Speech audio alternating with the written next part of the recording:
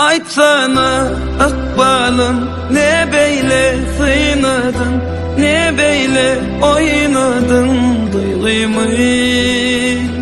Seyenim ağlaya, yüreğim dağlaya, nem için kıydırdın sevgimi.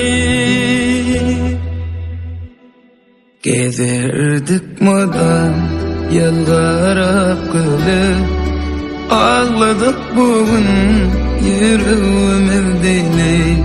Akbalın oynayıp ağır değdi, kanlı ediydim sarılıp salıp.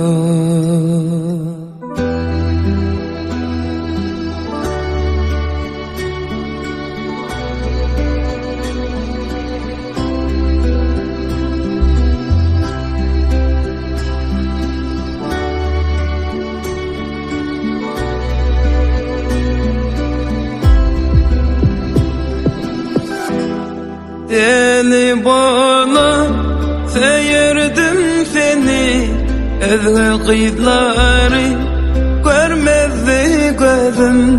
Bugün bolsa yitirdim seni, ömür allı dünyanın yüzün.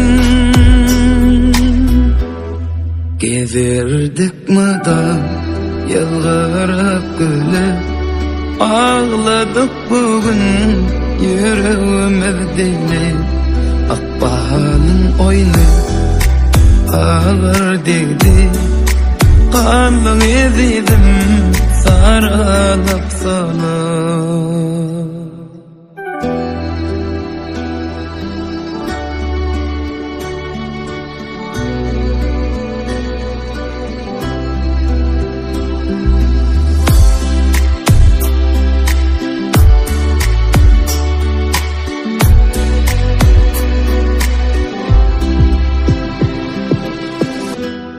Gezerdim mi da